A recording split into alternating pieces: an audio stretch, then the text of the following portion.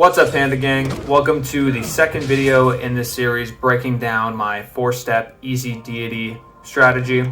This step and this video is going to be surrounding the stake your claim part of the strategy, also known as forward settling.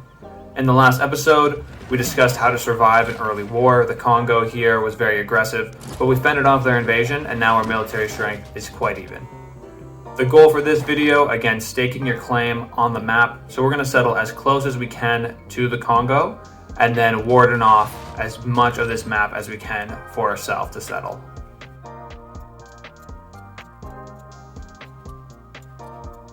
In my first move here, I've been moving my troops out of the city. They're now fully healed. We're going to start heading towards the Congo, and we've been able to find out one of their warriors all on their own. And these war carts still have movement, so let's go ahead and attack.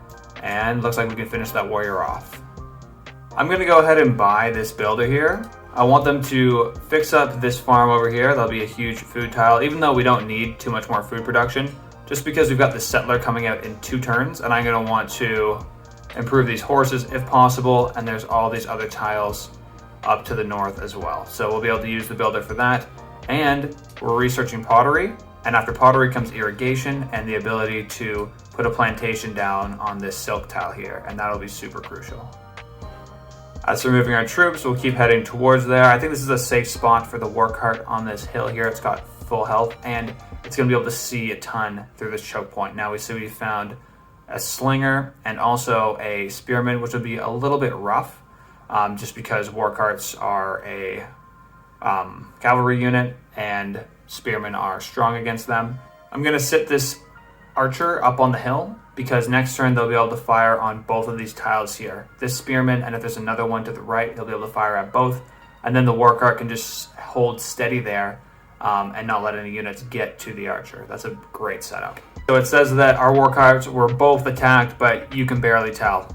These guys are still almost full health. Again, we got the archer here, and look, now we can attack both the spearman and the slinger coming up. And what are we going to do? Are we going to finish off the slinger or damage the spearman? Always finish off the opposing unit. There we go. That's a win right there. The settlers arrived, and we need to discuss where are we sending this. Now, the first place to look, just cut it off, is the south here. Not only is this settle location not great down to the south because the yields are terrible, but there's no other civilization fighting for this territory, at least at this point. Yes, there's a chance that in the fog of war, to the west here and to the east over here, there could be another civilization, but I'm willing to take that risk when to the north here with the Congo, we know someone's here. We've already got this loyalty pressure creeping up on us, so we want to stop the loyalty pressure as soon as we can. So we're going to want to actually settle somewhere in these dark green tiles because we'll get that free housing, and we'll be able to push their loyalty back as much as possible and secure all the land between where we've staked, these dark green tiles, and the rest of this continent here. The response from the Congo was a little bit of fighting here, and the spearmen are just not backing off, but this again gives me a great opportunity. Take the archer, shoot at them for free. War cart can just stay here and take the attacks while we do damage with our high damage unit archer in the back there. Awesome. And then in this choke point, I'm a little bit hesitant to throw the warrior in there, but you know what, I think I should, just because warriors do well against spearmen. We're inching closer and closer here with this archer and war cart combination. We want the archer to exert its zone of control. It can shoot out to all these places here, but it is not in any danger because the war cart is stomping the tile directly in front of it. Here's a moment where some tough decision making comes into play. Where do I put this city down? Now, I think anywhere on these dark green tiles would not be a terrible choice, but we have a few options. One, do we want to go as close as possible to the Congo? In that case, we might want to settle on this desert that I'm hovering over here. A good reason for that is, well, it's just a single production tile. If we settle on it, we can make the tile a little bit more valuable by putting our city there and not wasting another one. But it does have a -4 loyalty, -7. These ones we can handle, okay? And you'll see why very soon. But we can also settle a coastal city too, which is cool because then we can get some boats out, although that's not too attractive to me. The real reason I'm going to end up going with this hills tile here with the -4 loyalty is because look at this strip along the coast. The way it works where you have to spread out your cities is each city needs to be 4 tiles apart. So if I settle where my settler is here now versus 2 tiles to the north, that means I'm essentially able to get an extra half a city squeezed in here along the coastline. Okay, so that's one big reason. And another big reason goes back to our first step, our first rule here, survive.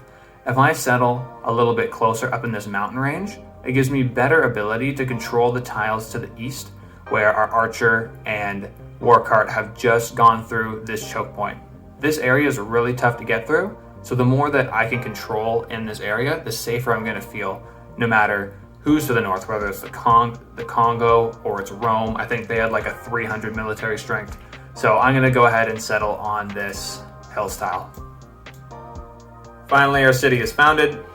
Beautiful, and just like I mentioned, we're going to get that boost right away for early empire, which not only lets us change these policies here, that can give us some loyalty. Remember, it was -2 loyalty if we click on it, -4.5 because we've got the happiness debuff as well. But what we can do right away is just plug in a governor to the city here, and just like that, our loyalty is fine. That's why in the beginning I was saying you want to go right ahead and secure one of these later technologies rather than get craftsmanship and foreign trade first, because when you do that and you get the governor plus you forward settle into a space where there is a little bit of loyalty pressure from the opposing civilization, you're going to be just fine because you get that +8 boost due to here, for example, Magnus being assigned to the city. As for policies, I'm going to plug in this 50% bonus settler production and try and make one here at my capital. I just finished making an archer, which is great. We can send that to the front lines. But I think at this point, we're pretty set. We've got this defensive city here in the mountains. It's going to be hard for the Congo to push through and push in on us and take this city. So at this point, I'm happy to build settlers and go a little bit more economical. Speaking of economical, in this city here, Bad Tabira, we've got about 1 tile here that's okay, and it's not giving us any production. So yeah, Bad Tabira, bad production. All right, so what we can do is go ahead and buy this tile to the south with the horses, and we've already got the worker hanging out there. And the first thing I like to build in any new city, especially if there's no awesome tiles in the vicinity of, right around the city, I like to go for the monument, not only for that loyalty, but because it's going to help the border grow at just a little bit faster pace. And we'll be able to pick up some of these tiles that might give us better yields. Like, honestly, here, the yields are not that much better in the second ring, but another advantage is we get to snatch away tiles away from the Congo, which is always good. We want to get as much land as we can because land has production. That gives us buildings, units, and helps us win the game. So what I'm going to do is a bit of a long-term play. I'm going to buy this tile to the northwest, and what we can do there is slap a encampment down on this plains, and if we can get walls on here and an archer, we might be able to shoot down at their city. We might be able to pick off units as they come, and this is a pretty awesome choke point here too in the mountains. Craftsmanship just finished up. As for cultures, you're going to want to go straight for getting your first government. It just lets you enact so many more policies with those policy cards. It's so valuable. A very slight case where you might want to do something else is go after military tradition, just for these flanking and support combat bonuses to your units. What that means is when your units are near each other, they take less damage, they deal more damage. Now, if you're going for super fighting in the early game, maybe that's where you want to go. But 99% of the time, you want to go straight for those new governments. We've got a new development in the war here. Rome has also declared war on the Congo, so I'd expect them to want peace with us within like 5 to 10 turns, and hopefully they're a little bit distracted fighting them off instead of trying to aggress us. As for dedications, starting out, the first one I always like to do free inquiry here, the science-based ones. I just find the science tree is a little bit easier to get Eureka's for in the early game. And we've finished researching irrigation. The next one I want to go for is masonry, because like I said before, I want to get this district down, the encampment, and then put walls on it, and that'll be a super strong defensive point in this choke point here in the mountains. And it's also offensive too, because the entire radius of this encampment and any ranged unit we put in it will be able to attack the Congo city here. And there's our first peace offering here. They want to give us 38 gold.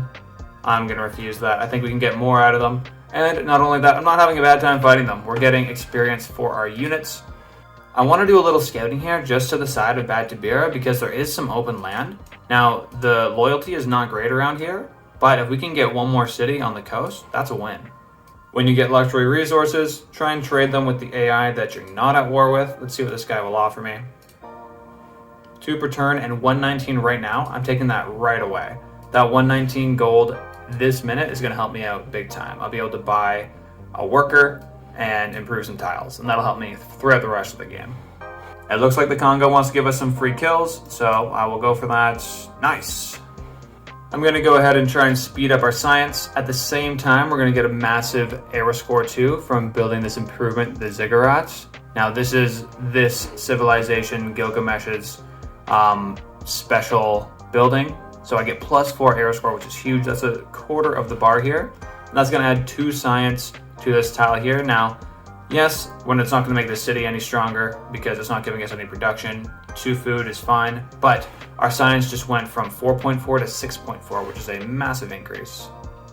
Nice, so we just got confirmation that the city is actually where we thought it was, so our barracks should be able to attack it. Now, a caveat to this is the forest. I don't think it's going to be able to shoot over the forest, which is a bit of a shame, but we will have control over this tile, this tile. This tile here will also be able to attack. And from there, we can lay our siege of Quila if we decide we want to go for this city. Here's a better peace offer, 5 gold per 30 turns. I'm going to refuse though. We're not getting much out of making peace with this guy. New development on those peace talks. This is the first sighting here of the Congo's special unit. It's always smart to see what you're up against here. You can do that by clicking on the little question mark and then typing in search the unit you want to find out about. And it looks like this unit's special abilities are that it can move and see through woods and rainforests like the regular tiles, so it's got a little bit more mobility, and it's a lot harder to damage when you're shooting it with arrows, which is my strategy here. So I got to be careful of this guy quite a bit. Let's try out just how strong these units are. The archer shoots only 10. We still have this deal on the table, 30 gold per turn and peace, but we'll see how long that lasts. In terms of what we want to do with the Congo here, I'm happy to take peace, especially now that I've seen they've got this super strong unit that we can't go up against. Like we mentioned in the last video, there's no iron on our territory, so there's not much of a counter we can have to their swordsmen. If we look at the big picture here, what's this step all about? It's about staking our territory, and we've already done a good job of that with Bad Tabira. But there is a little bit more land that we could claim here that's not red, okay? And other than that, there's not much more we can do here in terms of staking our land and securing our late game other than capturing cities from the Congo, which at this point doesn't seem super likely. So I'm gonna go ahead and take that peace deal and see if we can slide a settler up into this area here. Thank you very much. Due to the end of the war, I'm going to stop making this encampment. We'll want that eventually, but I'm going to switch back to a monument as that'll help our economy right now, and that's what we need. We don't really need defense against the Congo. Our settler is now made and on the way. It says 6 or 7 turns. Hello, Wilhelmina. Nice to meet you. So when you meet a new civilization, best thing you can do, send them a delegation. And now we can look here by the heart symbol. And her first impressions of me were very bad, I guess, -8. But since I sent them the delegation, that impact's going to be about halved. So maybe I'll be able to actually do some decent trade with her. If you do things like, hey, what about open borders together? Even if I got to pay a little money, I can do that. And then again, I can go back and check the heart. And now we sent them a delegation. We have open borders. And she's almost at the point where she doesn't hate me. So that's great. Again, we have to make a big decision. Where is our settler going to end up? Okay, now the -15, -13, that seems a little bit too much. I don't think we can manage that. So it's between the -7 and 10. And I really like where the -7 tile, we're talking about loyalty here, is located. Because next to it, we've got a great harbor tile because there's 2 fish next door. So it's going to be able to gain more gold. And it's closer to the Congo city of Mumbai, which means I'll be able to snatch up tiles away from that city a little bit more easily than if I was at this -10. I would be doing more snatching of tiles from Bad Tabira.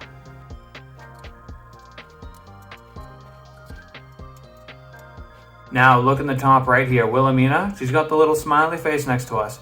That's a great opportunity to declare friendship. If you get the AI to declare friendship with you, they will be your friend for the rest of the game. As long as you decide to click that button as soon as it shows up, you can do pretty much anything and they'll still be your friend. We'll settle down this city, get that sailing tech bonus, and now at this point, we've pretty much settled as much of the land towards the Congo as we can. If I hit the 4 button, look how everything is red like a wall towards the Congo. So they can't come any more towards us, and there's nothing more for us to sneak in and steal from them. So that's really how you perform this second step here, staking out your claim, forward settling. We've got these cities down. Yes, it was tough to get their loyalty under control, and even here in Ur, we've got a bit of a loyalty issue. We'll click on this button, -6, but that's not the end of the world. We can rotate out our governors. We can use cards like we have in right now. Put the unit in here, that'll give us +2. And we can make it work, wait for these cities to build up. And late game, we're gonna be super happy that we've secured these tiles on the map. Anyways, guys, thank you for watching today's video. In this series, we've now gone over how to survive against the Deity AI, how to stake your claim, forward settle, and guarantee you're gonna have a solid late game because you've got enough tiles in this video. Make sure you come back for the whole series. We're gonna go over settling and how to dominate with science to actually get that victory condition. Anyways, hope you enjoyed. Like and subscribe, and I'll see you in the next one. Bye.